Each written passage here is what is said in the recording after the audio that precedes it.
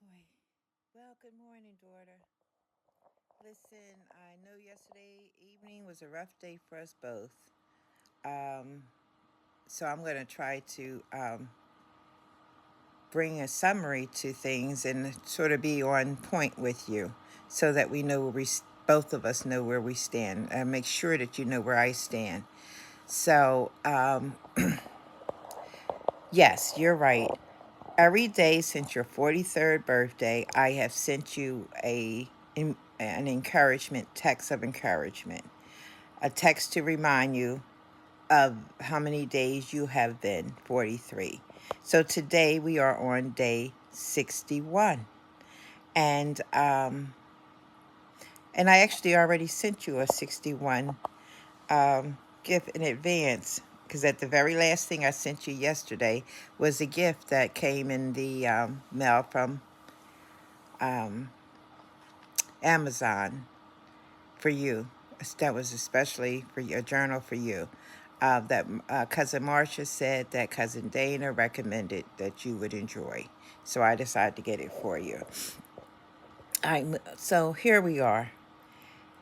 I did not support Kevin keeping Maya this week again, but I do understand his reasons for doing so. And let me just explain what they are. And you may not enjoy them, but I do. I think they're important. I'm not sure what his real logic is, but this is what he expressed, and I do agree. When he received Maya back late on Sunday night, when at a point where he had to take the police to go retrieve her, he got her home, and he noticed right away that she had the same clothes on that he put on her Friday morning. Here it is Sunday night, and she has the exact same clothes on that she had on Friday morning when he sent her to school, right down to her panties, which was very dirty. And so, of course, he had to bathe her. He was blessed to get Natalie to do her hair so that she could go to school the next day and look fresh. So that's just, why was that? Why was it Saturday when you reached out to me in the middle of the night last Saturday asking can Hannah go to dance class? Well, I thought it was middle of the night. Maybe it was like midnight or 1 o'clock. And I said, yes, go ahead and take her because I've been trying to set up a dance free session for Maya for over a month. And every time something happens, you can't take her. I mean, I even set up a ride for you. She got there early enough that morning so that she could be with my mom. You could use her car to take Maya to the dance session, but you decided you're going to stay and hang with Moni because that was more important to you than making sure Maya was on her schedule. Do you know Maya is the only one of my grandchildren? I shouldn't say grandchildren, of our babies, of our little babies, of our Jones Russell babies who do not have an activity. All the other children go do activities. Little Paulie, he does his little soccer. Maya, I tried to get her started, make sure that she could swim with swim lessons, and you couldn't finish them. When I know transportation is hard, but I was going to help with the Uber. But you just had having a toddler means you get up Saturday mornings when you don't feel like it and you take them to their activity. You're not able to do that, and you're not going to be able to do it, and this reason is because of simply because of the drinking. It won't let you do it. So I my focus with you when you told me you were when you okay, last Saturday you had 3 arguments. You had a terrible disagreement or backlash to to Keisha, who cleaned your room, and I paid $178 to do it. And she didn't do the best job this time as she did last time, but it is what it is. You fussed her out thinking she told me, which y'all talked about, and she didn't. The only thing she disclosed to me is that when she left, you were crying. And I understood that, because whenever somebody talks about things heart to heart, you can cry. I used to be thinking about you, my children, and myself, about some of the things, even with my own self, heart to heart, and I can get teary often. Anybody does. But that was no reason to go after her the way you did. But it is what it is. I'm not going to go into that. Paulette and my mom comes home from a very positive experience that my mom enjoyed with her friend, who I gave my ticket to, which was a $55 ticket, so that Miss Mobley could can keep mom company, and they can start rebuilding relationship. And you just because Paulette told you to turn off the music, you got offended and just gonna curse her out and just go crazy. So yeah, mom, whether you believe it or not, my mom called the police, because my mom just not gonna take for so much disrespect in her own house. And then when you get high, when you get drunk or whatever you want to call it, because I don't know the difference between drunk and high, but you go crazy. And no, she should have called the police. Paulette should have called the police, whether you liked it or not. She should have. But anyway, that's another long story. But my mom did call, and the police came, and I think they evaluated that you were fine, because you pulled yourself together out of that rampage, and they allowed you to take the baby on the Uber to go to wherever you were going. So when Kevin came, you were already gone. So he had words with the police, and that was a whole nother story I don't want to get into. But for letting you go. But so this is the irony of it all. 30 minutes later, literally, I get a call from a police officer that asks me about you, and do I think it's safe for you to be with your child in a hotel room. Now, this is a cop who never knows who the heck they're talking to. In fact, for a minute, I just thought it was a prank. I had to stop talking so much and start listening, and start asking him some questions. And then I said, "Well, how did you know who I am?" And I went through all of that with him. And then he because he looked up your name, and when he looked up your name, the report that I called into to have a room check on you the last time, you went right over to the same place in Montgomeryville Hotel. The report was there that the police did a check, and they ended up giving the baby to your brother Larry. And so that's what made him prompt him to call me and ask me those questions. And then only thing he advised me to do is to have someone check on you, because he believed by 10 o'clock that night you're going to be drinking heavy again. This is just from his few minutes encounter with you. He didn't know you from Adam. And you called the police because the Uber did you wrong. But so that was your third argument, was with the Uber guy. And yes, I will say this. When you're not in your sober mind, you will have conflicts after conflict after conflict that you probably are not the real culprit. And it may have something to do with somebody else, but you have to say, what could I have done to prevent all of this? Because that's where you're at today, is what can you do to prevent all the stuff that's happening to you? So, as this week, you were here this week, and I know you went through a harrowing experience on Friday, going to meet the police to go try to get Maya from Kevin, and that didn't work out. And maybe it was a good thing you didn't see when I woke up and saw that you had sent a text asking me for Joey's number. I went and sent it to you, but you missed it, and because Joey was around the corner. I knew his dad lived around the corner from Kevin. So that's where Joey lives. Then, yeah, you have to, I'm kind of glad that didn't happen, because I don't know how that would have turned out. It may not have turned out the way you thought. Maybe it would have been positive, because Joey doesn't play. He really believes in taking good care of children, and he's really good with babies, as you saw from Maya's third birthday party. So he would be a good person to talk with you. In fact, now that you mention it, I will ask him to reach out to you and talk with you, just talk with you.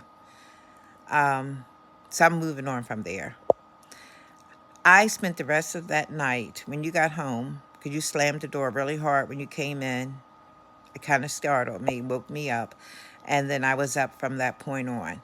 Um, I was up looking for something to encourage you with, something that will to deal stop flower, because most of the stuff I sent you were flowers, and I said it's time to stop the flowers and start sending you some meat, and that meat is how do we fight this alcohol, because that's what's kicking your butt.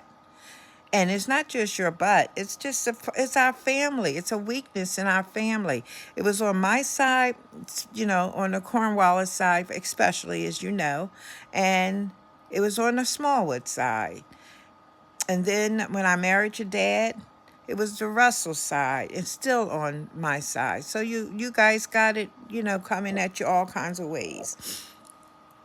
And so, but you can beat it. Anyhow, when I came across this video, which I'm going to share, I put on your post that day because I felt like as though I just thought I just ran into a miracle. I just thought it was God answering my prayers. And because even though I never got completely stuck with alcohol, I understand what it's like to want to have drinks and when you shouldn't have one. Because my health was at the point now when I would drink, I would start going into AFib. So I very seldom drink. But then of course now every time I watch the soap opera and they went to take a drink, especially if it's a little brown alcohol, I was really in my spirit. I really wanted a drink too. And so I do understand that whole the whole what alcohol is to all of us. All of us, your brothers, your my brothers, your cousins, Nene. So it's which was her. She's the daughter of an alcoholic. So I understand it. Your dad, he. I don't know how he overcame it. I swear I don't understand how he overcame it, but he did.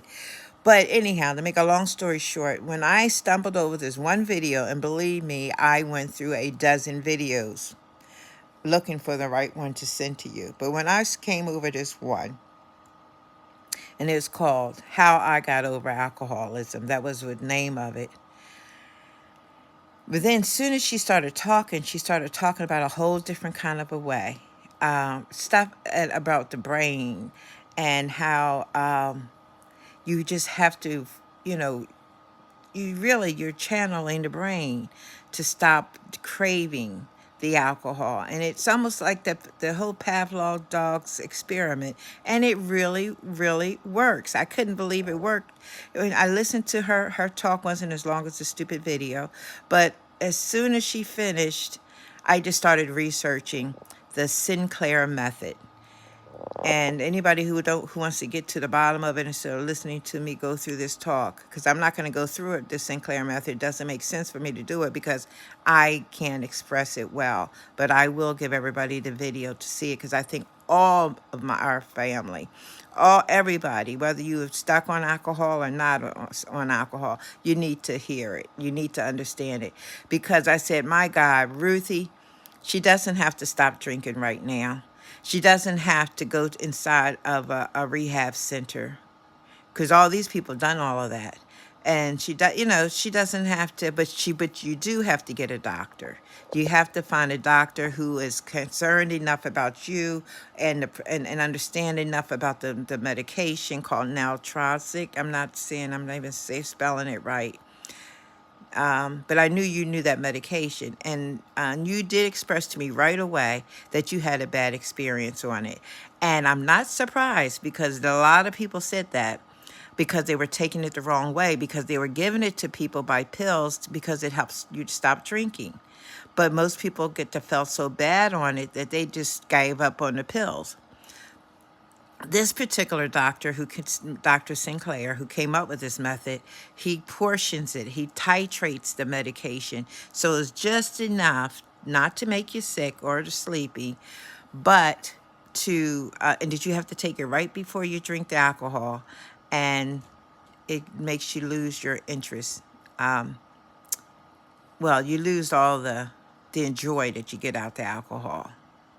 Anyway, I said I'm not going to explain it, and I'm not. So let me just move on. I couldn't even get you to hardly listen to it. Then you finally got, I thought you were kind of grabbing it when you asked me about the Sublocade, because you told me how you didn't believe in Sublocade, that it would get you off the Suboxone, but then you found out it did. It worked. It actually got you off the Suboxone, and you were just astounded that it really did work, that Cameron told you about, and I tried to talk you into, because I just believe if I hear a few, when I start reading about something and they start telling me, and they start having these success stories, you need to try it.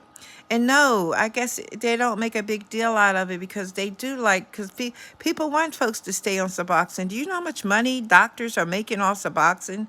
Do you remember the first time I took you to get Suboxone? I took you to somebody who I had faith in, and that was the pastor of the church, Pastor Bowman, Bishop Bowman. And I took you to his doctor's office, and he literally came into the examining room to collect the $200 from me to give you a script for your Suboxone. And I knew you had to have it, otherwise, because you were suffering so hard on opioids. Ruthie, this was back in 2000, and I forget when, 12 or whenever.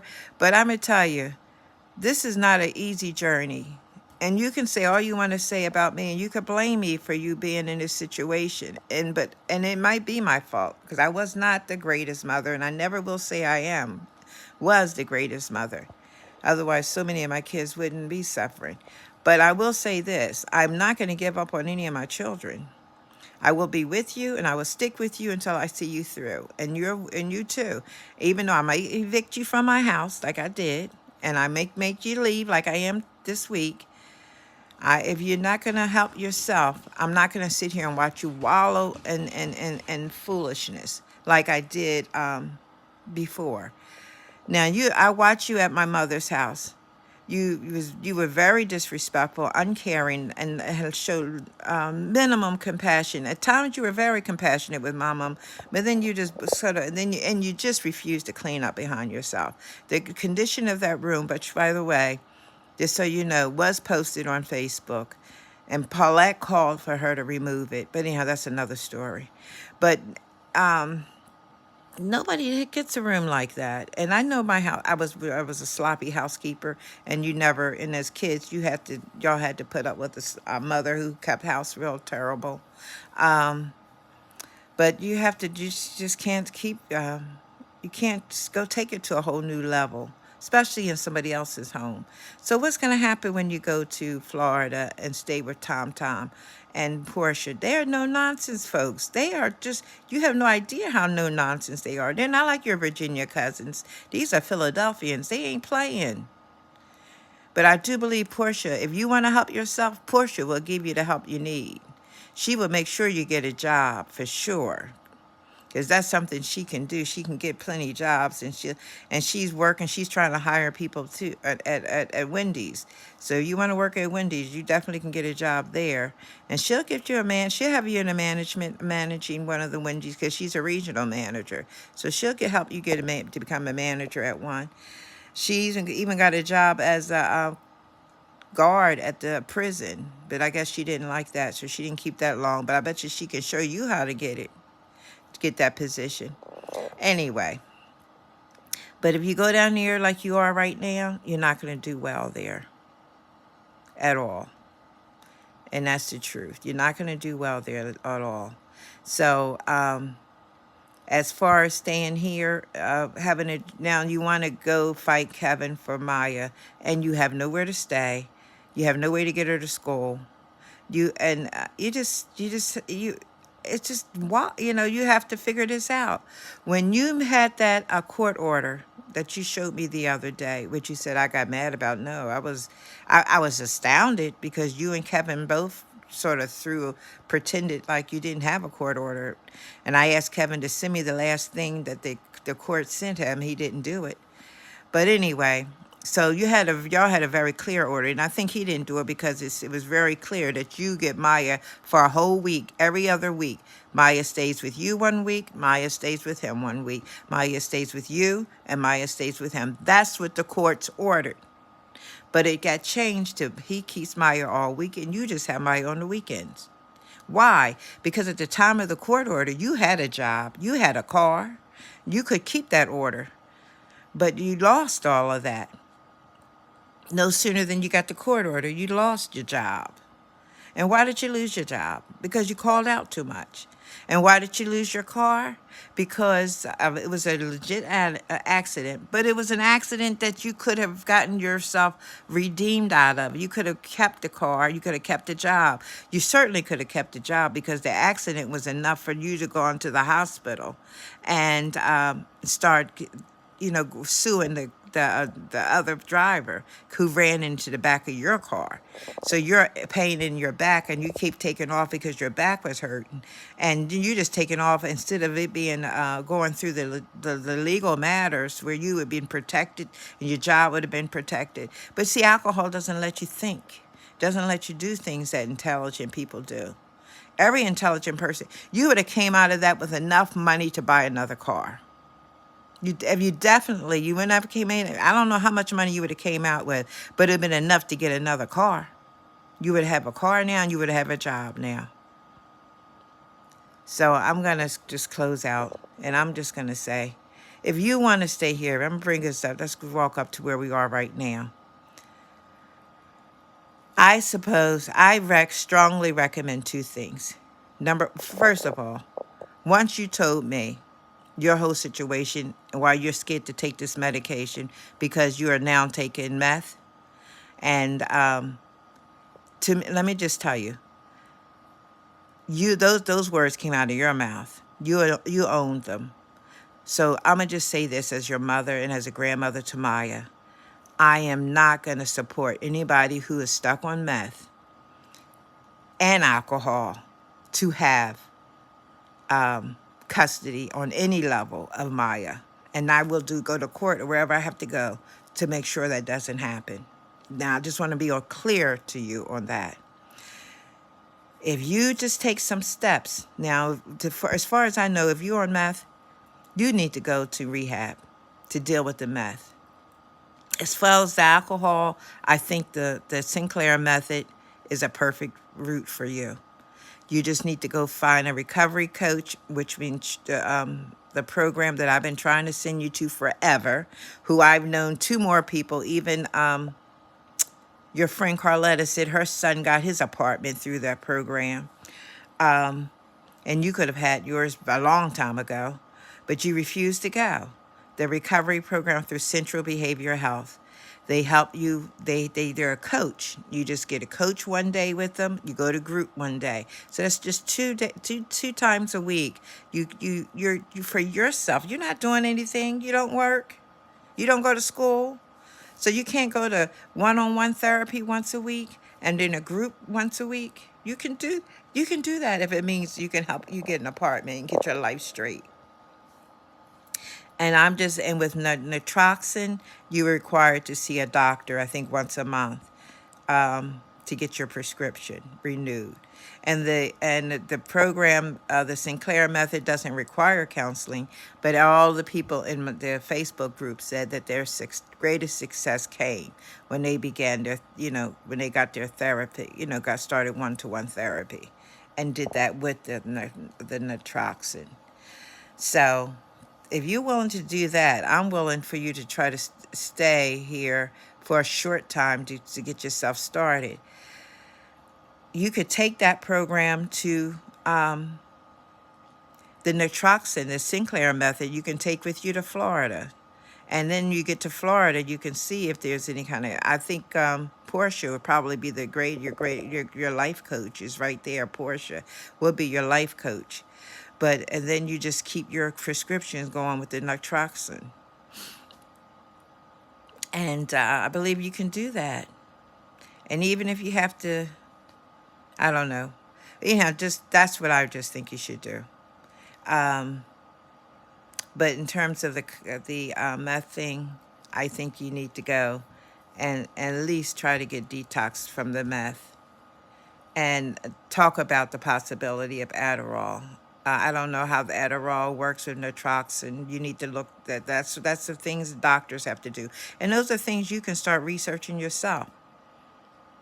Because I didn't know, I heard about you using meth, but I didn't think it was a real thing where you were on meth. I just thought, I remember the first, anyhow, I don't want to go into that long story on video, because this may end up being on YouTube. Okay. Uh, Best of luck. You make the decision. This is day 61 of your chapter 43. And I believe these are the days that you're going to turn your life around. I believe in you, Ruth. You're going to turn it around. You got a lot to work on. But you know what? And I have some ideas for you and Maya. I'm going to send an email to you. You're not going to like it, but I journeyed your life. I did this a year ago. From the day Maya was born until the date of that journal that I wrote about Maya, of everything that happened between you and Maya and Kevin is in that journal. And I want you to read it because you need to read it. It'd be self-reflection for you to see what Maya's life has been like and why she's so excited every time she sees her daddy. Because, you know, he represents peace and order in her life. So, you know, why would you try to take that away from her? How could you want to take that away from her and talk about putting him in prison? Well, you know, that's not something that people do who love their children. Even if, suppose it was your dad, I know how much y'all love your dad, who did something that was wrong. I would never try to take him away from y'all. So, anyway, God love you, girl. Just do the best you can. Do the very best you can. Do the very best you can. If you're going to stay here, go to Central Behavior Health today. Get registered there for a life coach. Find the doctor today that will offer you the naltrexone and who have some semblance and understanding of the Sinclair method. I will research and help find the right doctor for you as well if you're interested.